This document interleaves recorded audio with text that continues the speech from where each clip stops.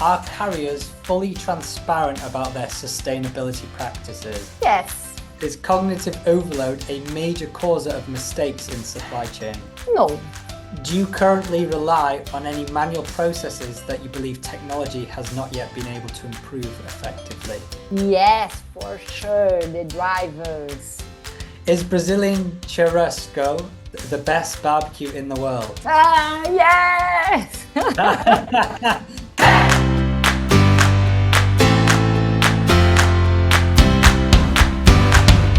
Welcome to the Supply Chain Tech Podcast with Roamby. Scott Mears here, Senior Marketing Manager at Roamby and your host. We thank you for joining us today. In this episode, we speak with the Supply Chain Coordinator at Braskem, Gabriela Herrera Piguin. We unpack AI's role in combating cognitive overload in supply chain, explore areas where technology isn't needed, and the intriguing paradox of AI's impact on cost versus service optimization. Finally, we discuss the importance of data lakes and adopting intuitive software that delivers real-time data with ease in the minute you need it most. Welcome, Gabriela, to the episode. How are you today? Hi, Scott. I'm fine, and you? I'm wonderful, and I really appreciate you coming on today. There's been a while since we've, had someone from the chemical industry, and I really wanted to get you onto this podcast to dive into the industry and the different approaches you have in supply chain there. So I'm really excited to get into this. And before we do jump into it, we always like to start off with a bit of a fun icebreaker. We like to sort of break the ice in gently. I would love to learn is if you could instantly fix one common issue in supply chain with a magic wand, Harry Potter's come to life for a moment, what would it be and why? First, thank you for the invite. I'm really excited to talk about supply chain and industry. Okay, so responding you, it would be commercial demand regularity, because this is a general problem that I believe that really affects supply chain, because this is the first information we receive to production planning, safety stock, distribution plan, and transportation. So if you don't receive volume, you have problems. Sometimes here we have a problem that we have 50% of the volume of the month in the last week, and it's so difficult to plan. So I would say that commercial demand regularity.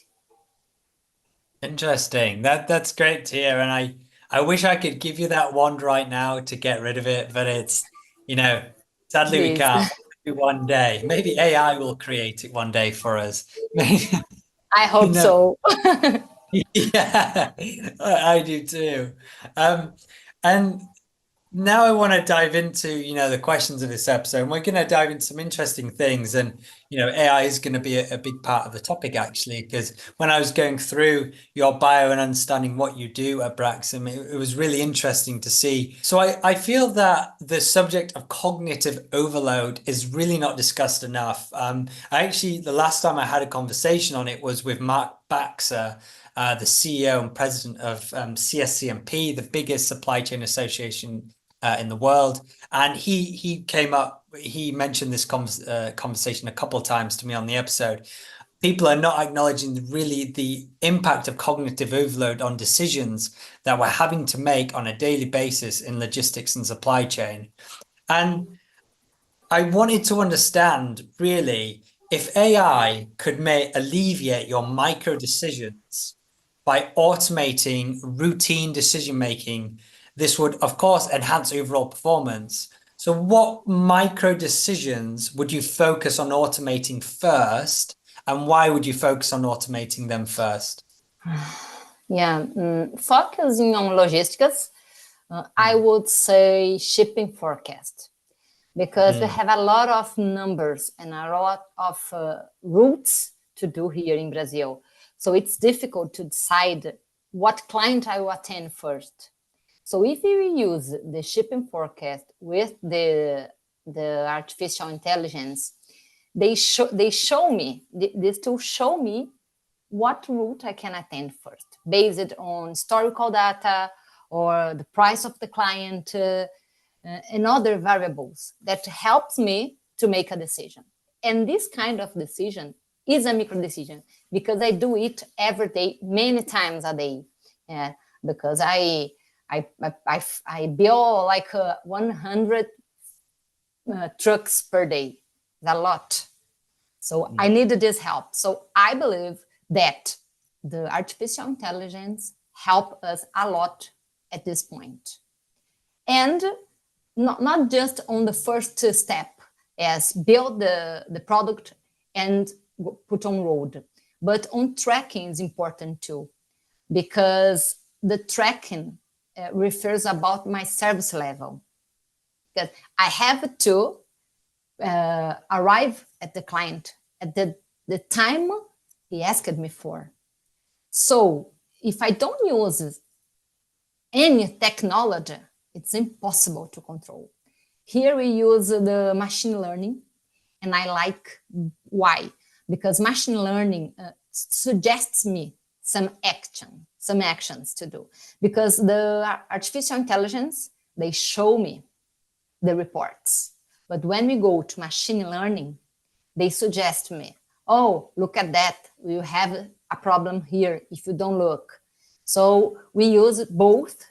You told me one, but I can tell you two things: that it's shipping forecast, because it's the first step in logistics, and the tracking with machine learning. It would be the second, but important as the first. Interesting. So and that's great to hear already you're using machine learning a lot and really getting to grips with it. And within that, so you mentioned the tracking and the sheets. What specific decisions would you say in there that you would love AI to automate? Good question. Because sometimes we are late on the route.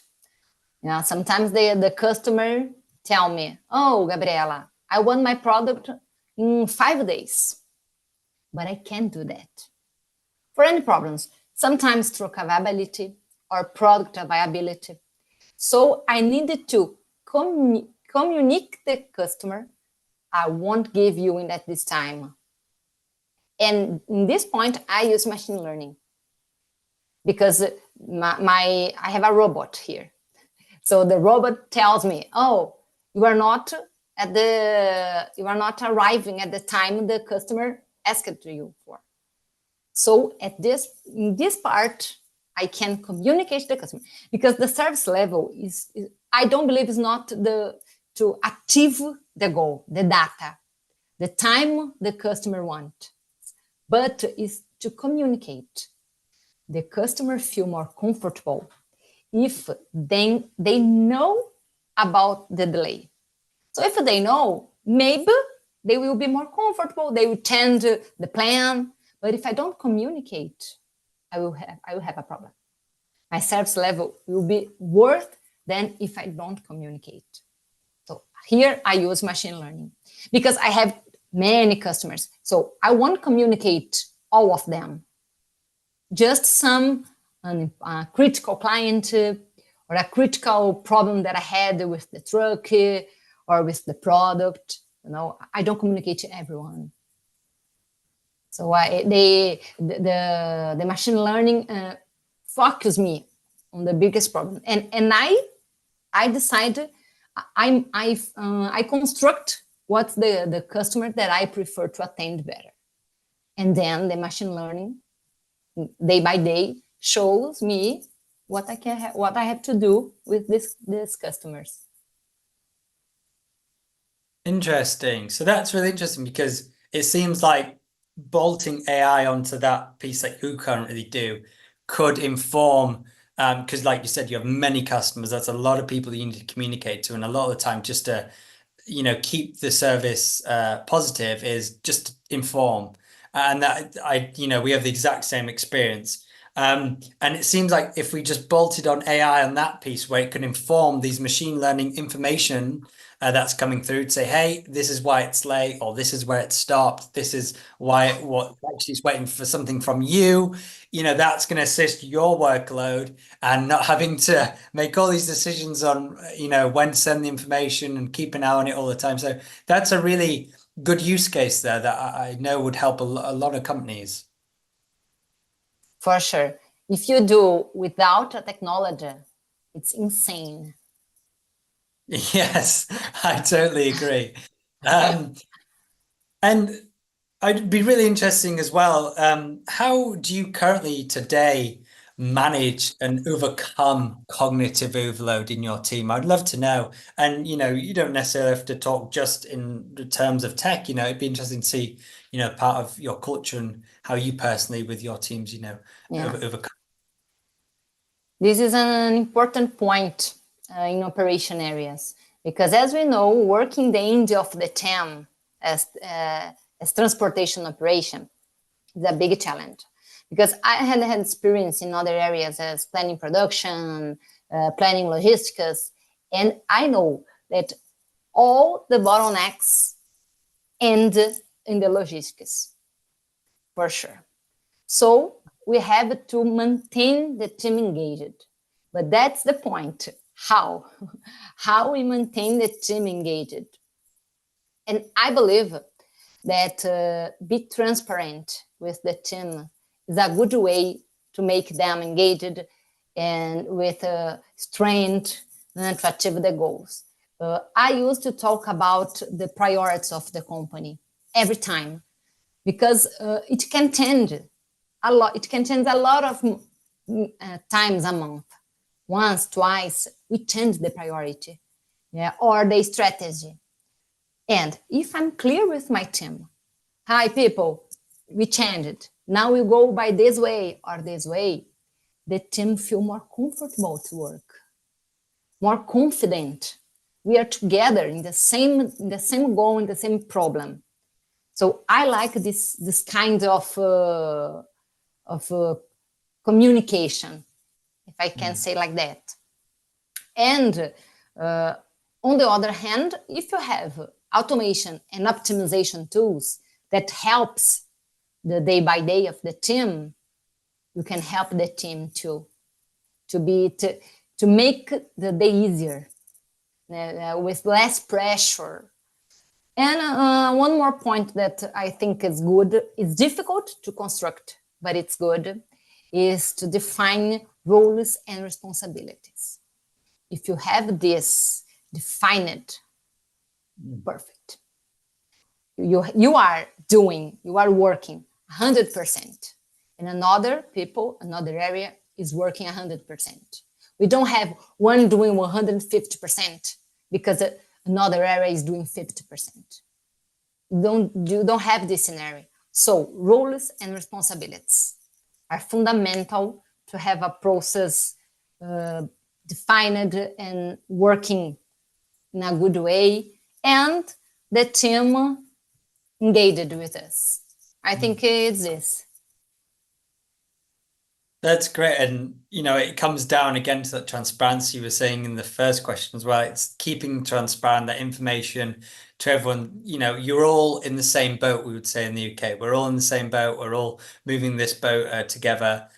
And I feel the other point you mentioned, it's simple, but it's also so true, because so often that people will, yes, they'll, go into a role with defined roles and responsibilities, but very quickly they will start merging into other people's roles and go, yeah, I can do this. Yeah, okay, I can do this. And then all of a sudden, it's only 60% of their time on what they should be doing.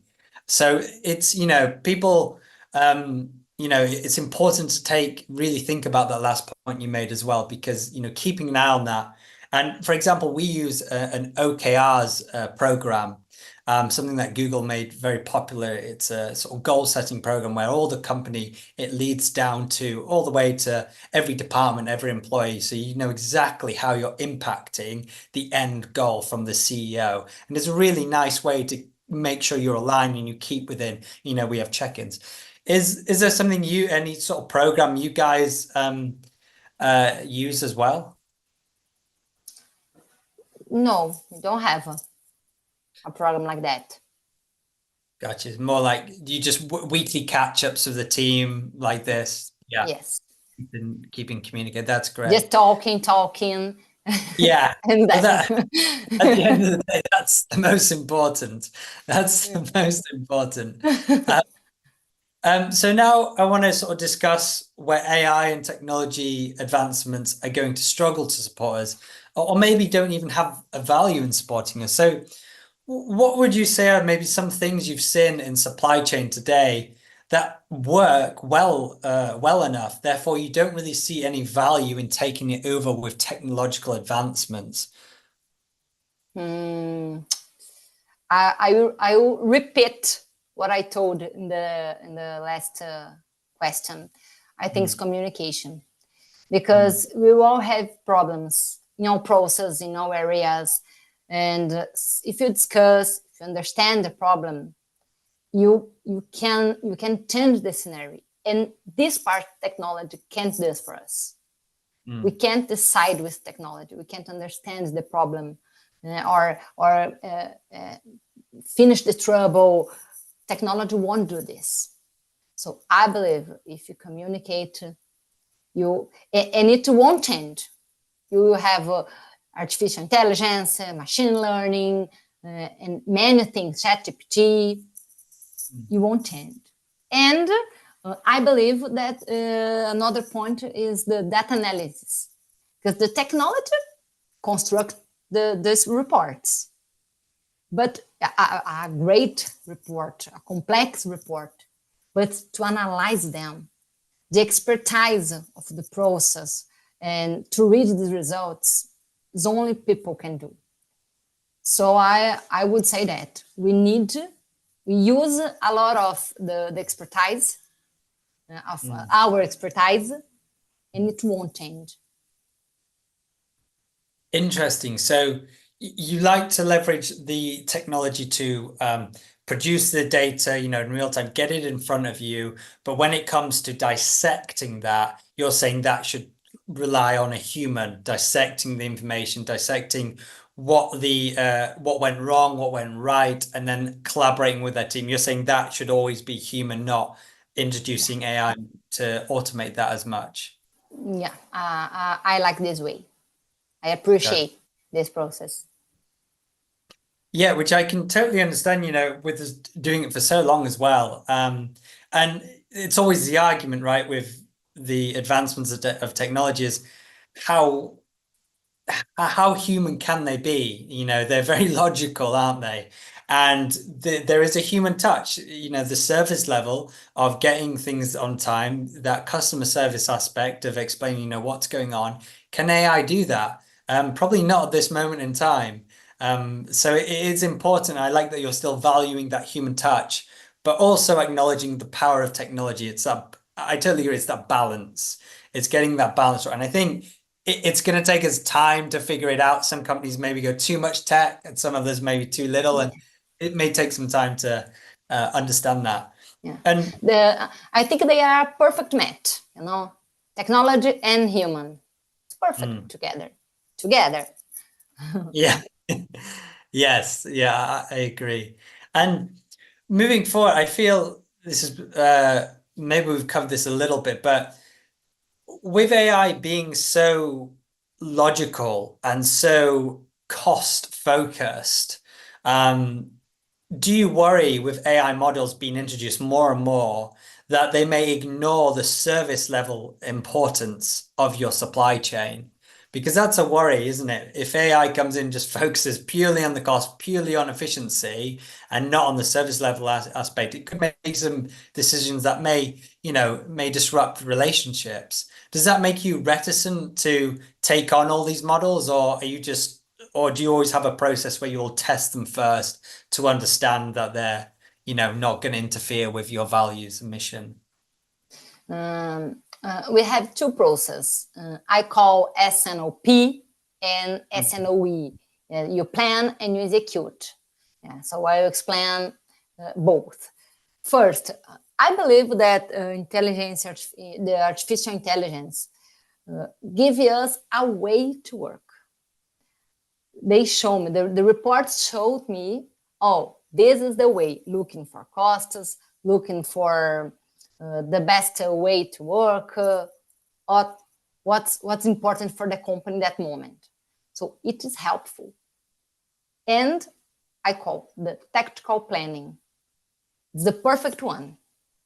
Costs, everything is right. But when you execute that, you came across different scenarios. Production delayed, truck availability, a difference on the volume of demand. So you can't execute as the plan, even if you know that you have costs involved. In logistics, we have a problem that here in Brazil, we use a lot of road. We don't use too much the sea to transfer product. This is a problem here in Brazil. We are too much dependent on the road. And it's more expensive, of course, than if you go by sea. But sometimes I can't do the plan. And this is the point, SNOE. So tactical plan, the perfect one, SNOP. When I execute, SNOE. Okay, I didn't execute the plan. But what I have to do to be better? I return it to the plan. I execute it because I don't have time to return the technology and say, oh, I can't do that. Oh, I don't have time. I don't have time to do that. I have to attend the client. They are waiting my product. So I do my job.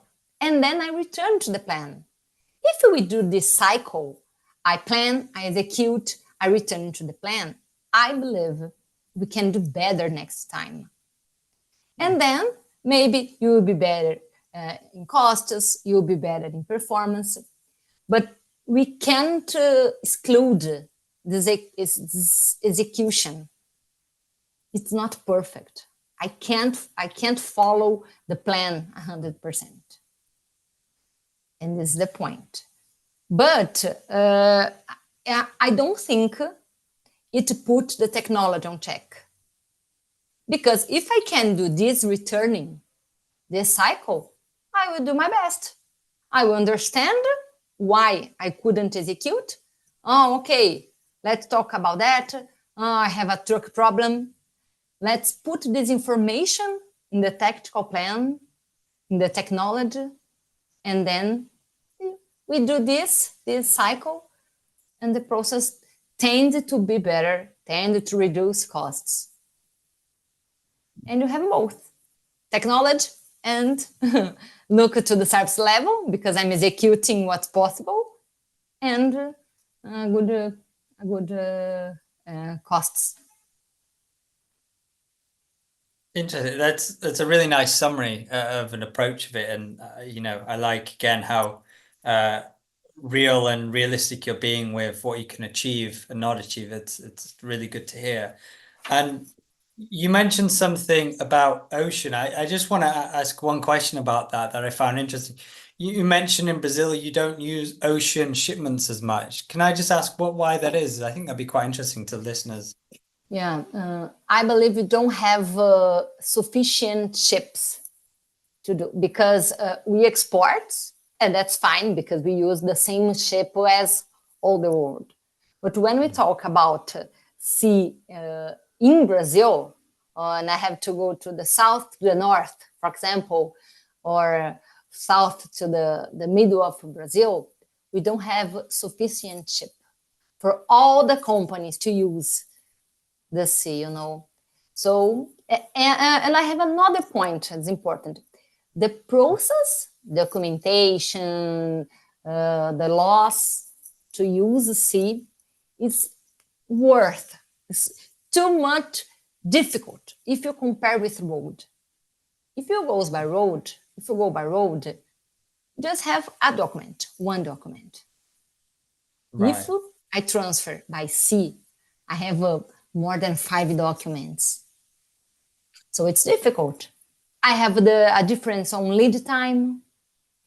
By road, sometimes I can transfer in 4 days, for example. When I go by sea, I spend 10 days. The customer doesn't want. So I have this, we have this point too here. Documentation, lead time, capability, capacity of ships. Right. So it's clear, yeah, there's a lot of barriers and just not a positive drive towards that, because you'd just be adding a lot of time to your deliveries and quite a lot more process. It's interesting. Of course, there's a sustainability gain, but that is interesting that it's not used as much. That's but it's good to get that insight. And I know you've done a lot of work within data silos, data lakes, and I want to now find out how you identify the ROI of your supply chain. So really, many logistics operations are bogged down by data silos, where critical information is isolated within different systems. And of course, by integrating all logistics data into data lake, companies can gain a holistic view on the entire supply chain, really help to optimize on time in full performance. So really, can you share how centralizing data into a data lake has boosted your OTIF performance? I think it'd be great for listeners to hear this, especially for the ones that haven't fully integrated all the data silos. Yeah, Scott, maybe I couldn't say that data lake improves my OTIF performance, and I will explain why. There are many variables that impact the on time in full. Product, the credit of the customer, the industrial, the logistics. So it's difficult to say that if you use the data lake, you can improve this performance. I can tell that if you use a data lake, we can centralize information. And if you do that, each area that are involved on time in full can see the same number and the same problem. Oh, you don't are on time in full because you don't have truck, because you had delayed production. But it can resolve the problem, you understand? Data lake can show us faster than another Excel report, but I don't believe it can solve the problem. So we use data lake, and it is very helpful to have updates faster than other form, but we have to act. We have to understand the problem. That data lake helps because this tool generates reports for us, but we have to act in some time, understand the process, changing some contract if necessary. So I think it's a plus. We use and it helps, but not on process, So what you're saying is it's given more context to the problem in front of us. It's more transparency with everyone knowing, and it seems like it's giving you that faster decision-making process. But of course, it's not dealing with the problem. It's just quicker, transparent information all around. So there is a positive drive, but it's not going to cure it. Yeah. Yeah. We need that magic wand again, I think. Yeah, I think I would love. Yeah. Because on time in full is a complex thing. Yes, it's a lot of moving parts. Yeah. And I would love to also know, how have you successfully led teams through the transition to new data practices, especially in overcoming resistance? Because of course, when you've done processes in a way for so long, and with the introduction of new technology, there's always going to be resistance by sometimes most. How have you navigated that? Because you guys, again, I love that we've been talking about AI, machine learning, going into data lakes. You seem to be really taking on the technology advancements. You know, I speak to a lot of companies on this podcast and they talk about it, but then they're not actually doing it. So it's really great to hear you're really involved with all this, these advancements in technology. So I'd love to know how you're leading your teams through those transitions of the data practices. I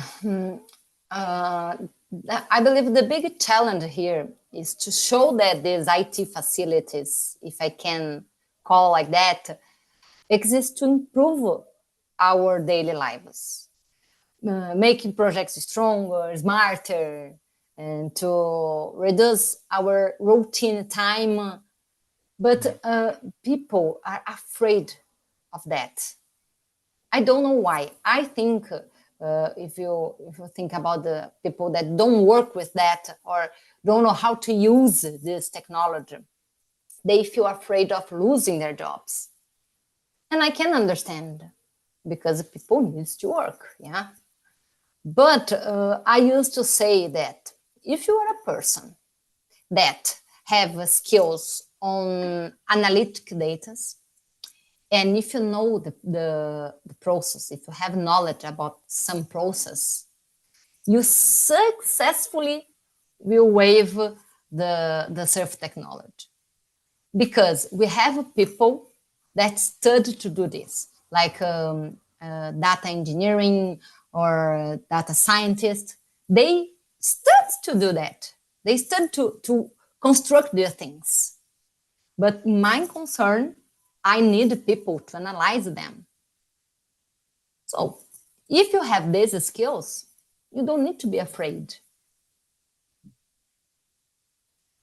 I think it's important that you're mentioning these and people, you know, take them on board as well, because again, with the people who are reticent to evolving, it's like anything. If you don't evolve in any part of life, things are going to transition, things are going to evolve. It's not just siloed to supply chain. So, you know, Yes. it's good to hear you speak positively about it. And I want to move over to UI for a moment, because we at Roamby, you know, we're always pushing really the value of real-time visibility of all your shipments and assets, and giving you very integrated, important alerts at the right time so you can know and take action on your shipments and assets. But of course, if the UI is not really responsive and just getting the right data points at the right time to the right people, it can be quite challenging for people to engage with it, because like you said, we have very little time. Supply chain is a fast moving industry, and if that UI is not there to equip you with the information I need in that moment, a lot of people just disengage. They just go, it doesn't work. It doesn't work. I don't have the time. So with the solutions, and you don't necessarily have to name them, only if you feel comfortable to, but with the solutions you've adopted, do you feel that the UI allows you to grab that data that you need in order to report on your weekly meetings, to understand the ROI, or are you having to spend a lot of time in trying to dissect and digest the information to be able to get that information? Oh, it's very easy. Since Easy. I work easy, very easy. Since I work, I use it to construct a graphic every time I had a meeting and pick up some reports. It was very difficult. I used to spend hours doing my presentation.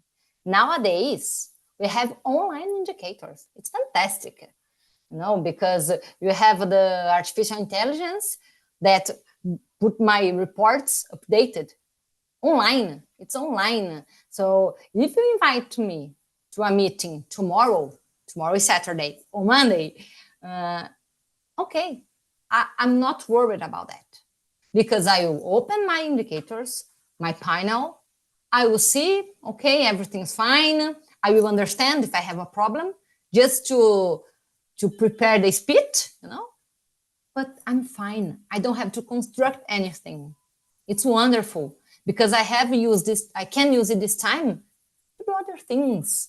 Yeah, we construct here.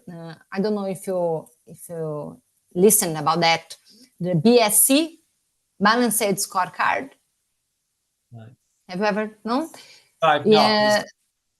Now, it's like a panel that we put the most important goals that we have to achieve. And we use 3 colors: green, yellow, and red. If they are green, I'm perfect. My work's done. I just look. If it's yellow, I say, let's pay attention. I will look every day if it's going down or it's going up. And if it's red, I say, oh my God, let's look at that. I have a problem here. If I have 10 goals, 2 goals, it doesn't matter. On time in full is a goal here. So I look for that every day. And this balanced scorecard have many benefits because you can see all your goals. It's a visual panel. It's beautiful. You can show to the manager, to the director. It's easy to understand, to see how is the operation, how is the performance of the operation. So it's very nice. I like a lot. And if we didn't have the technology, it wouldn't be possible because it's online. It's updated every time. I look every day to my VSC. That's great. That's so good to hear. That's really refreshing to hear that the UI is there and supporting you to get that instantly. You've gone from that time of trying to build out those decks the other days to now just being able to quickly download those reports and present it within this traffic light. Green, yellow, red. I think that's really interesting, actually. I think people should go away and actually look into this because that'll be a great engaging way to present on your weekly meetings. And Yes. sort of moving to the future for a moment is, for you, what challenges or even processes do you expect to see overcome by technological advancements in the next few years? It'd be interesting to get your insights on this. I would say about 2 points, as supply chain and something about logistics specific. Yeah. When you talk about supply chain, I would say something we have to advance on a distribution plan. Because imagine, we have a lot of plants of industries, a lot of warehouses, a lot of customers, and I have to look to the costs, to the planning production, to the data, to the customer desire. So we have many variables. That's impossible to look, to put on Excel and decide what to do. Yeah. And we have more. We have all of them, of that I said, and we have the model. As I told you, I will go by road, by sea, by train. We don't have a lot of train in Brazil, but we can do a little bit. So you have to decide all about that. And I don't feel comfortable. We use the artificial intelligence, but I think we have to explore more of that in this distribution. Because sometimes now I decided to put from the plant to a warehouse. But then 1 week after that, I move from the warehouse to the client that was near to the plant. I said, oh my God, why I did that? So we don't see clearly what to do, the timing of the things. I think you can improve that. I don't know how yet. We are studying. People from technology are studying. How can we do that in a better way? And when you talk about logistic operation, I would say that could be these new apps that we have, like ChatGPT, Power Portals, these things, because we have a lot of communication here by email, by telephone. Because in logistics, we have to talk with suppliers, transport, logistic operation, customer, production, demand, and we have to align everything every time. So if you can put everything in this app, like for portals, everyone will see the same information because it changes. It's different from machine learning. We can't use machine learning in this case because it's routine, you know. It's everything, every day is changing, is different, another product, another truck. So it is necessary to be a more easier tool, you know. So these apps will help us to communicate to everyone. I want to call to transport and then, okay, and then I call to customer, no, I will put there the transport. My supplier will will write in the app, okay, I will drive into the client and the client will see. Oh, wonderful. We are constructing here. It's a big project, but I believe it works and it will be very helpful to our routine. That's great to hear. Again, the theme that I'm getting from your answers is, embracing the technology for the next few years, hoping that it will assist with your processes. But again, it's going to need that human touch, and it's going to need that human part in every angle of it. And it's just great to hear all together, how much you're embracing as a supply chain leader. It's really great to see. And I would now love to go to our fun little segment, our thumbs up, thumbs down segment. All I'll need you to do is give me a big thumbs up or thumbs down. And if you could just give me a yes or no as well for our audio listeners. I'm just going to ask you six quick fire questions, and see what you have to say to them, whether it's a big thumbs up or thumbs down. Does that sound good? Okay, let's go. So, number one, are carriers fully transparent about their sustainability practices? Yes, I believe Is that. cognitive overload a major causer of mistakes in supply chain? No, Do you currently rely on any manual processes that you believe technology has not yet been able to improve effectively? yes, for sure, the drivers. Is the chemical industry slow to adopt new supply chain technologies? Could be middle. Because if you have money, fine, perfect. If you don't have too much money to invest on a good technology, no. So it depends. Understood. And I think we've learned clearly from this episode, you absolutely do get involved with the technology, which is great to see. So showing that the chemical industry does really take advantage of the technology out there. Yeah. Does current logistics software adequately meet your daily needs? I believe yes. We have to improve something, as I told in the last question. But I believe it's really better than 5 years ago. Great. And I hope I say this word correctly in this next question. Is Brazilian churrasco the best barbecue in the world? Yes!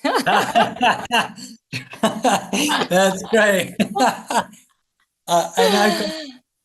You must. I've got to admit, I've tried it before, and it is great. I've never tried it in Brazil though, so I'm sure it's way better in Brazil.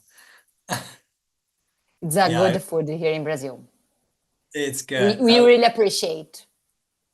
I can't wait to try it. I really can't. Well, it's been a great episode, Gabrielle. I've really enjoyed having you on, and I know the listeners and watchers will enjoy it too.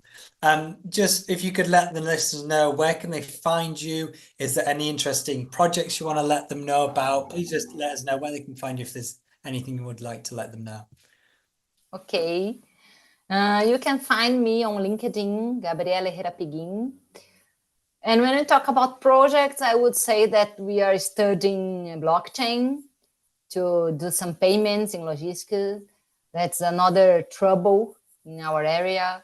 And these apps to use to reduce the communication in our routine. I would say that the new projects on the way.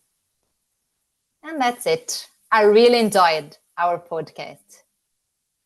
Thank you so much. And I very much enjoyed it as well. And I must admit, I've done a lot of these, but you have really shown the adoption of technology can have such a positive impact. There's a lot of people that will talk about the technology and, looking forward to it, but you have proven today that you're taking on now even blockchain. We didn't even speak about that. That's really exciting too, and really pushing the chemical industry forward. So that is so good to hear. And I thank you so much for coming onto the episode today. Thank you. Awesome. We'll give the listeners a little wave together and just say goodbye. Goodbye. Hi, my name is Scott Mears and I'm one of the hosts of the Supply Chain Tech podcast with Roamby. On this podcast, we talk to supply chain heroes from around the world about everything, ranging from the disruptions related to supply chains, their personal experiences with tracking technologies, strategies to build resilience, and much, much more. We already have some recommended videos for you to the side of me, and if any of this sounds interesting to you, do subscribe to our YouTube channel and hit the bell icon so you don't miss another Roamby video. I'll see you next time.